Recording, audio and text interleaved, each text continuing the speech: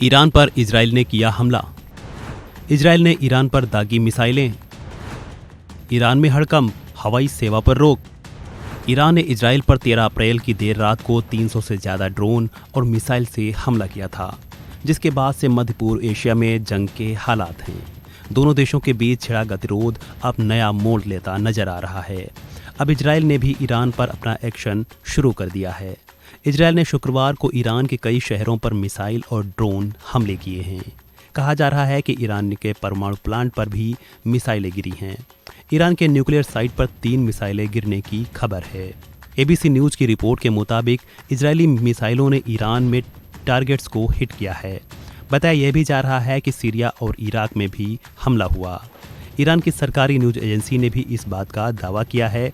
Agency ने बताया है कि यह हमला शुक्रवार तड़के हुआ है।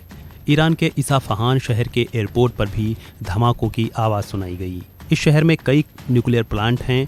ईरान का सबसे बड़ा यूरेनियम प्रोग्राम भी इसी जगह से चल रहा है। हालांकि इसकी पुष्टि अमेरिकी अधिकारियों ने नहीं की है, लेकिन कई रिपोर्ट्स में दावा किया गया है कि सीरिया के अस सुवेदा गवर्नरेट और इराक के बगदाद क्षेत्र और बाबिल गवर्नरेट में जोरदार धमाकों की आवाज़ सुनी गई है। बता दें कि खबर है कि इस हमले के बाद ईरान ने तेहरान, इस्फहान और शिराज जा रही सभी फ्लाइटों को सस्पेंड कर दिया है। कम से कम 8 फ्लाइटों को डाइवर्ट भी किया गया है। इजराइल के संभावित हमले से पहले ही ईरान के विदेश मंत्री हुसैन अमीर ने गुरुवार को चेतावनी दी थी। उन्होंने कहा था कि अगर इजराइल काउंटर अटैक करता है तो ईरान तुरंत उसका मुंहतोड़ जवाब देगा। इजराइल पर ईरान के हमले के बाद से इस बात की तेजी से चर्चा थी कि इजराइल ईरान पर जवाबी कार्रवाई जरूर करेगा। कहा जा रहा था कि ईरान के कई परमाणु ठिकाने उसके निशाने पर हैं। हालांकि अमेरिका समेत उसके पश्चिमी सहयोगियों ने उसे ऐसा ना करने को कहा था। अमेरिका ने कहा था कि इजराइल जवाबी कार्रवाई ना करे। अमेरिकी राष्ट्रपति जो बाइडेन ने नेतन्याहू को साफ कहा है कि अगर ईरान पर हमला होता है तो अमेरिका उसमें इजराइल की मदद नहीं करेगा।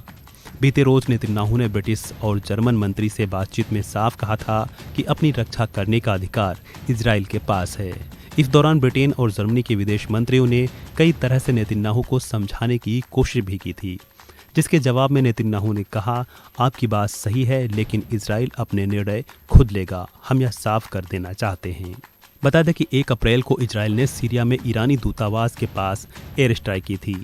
इसमें ईरान के 2 टॉप आर्मी कमांडर समेत 13 लोगों की जान चली गई थी, जिसके बाद ईरान ने बदला लेने के लिए इजराइल पर अटैक किया था, जिसके बाद अब इजराइल ने भी ईरान पर काउंटर अटैक को अंजाम दिया।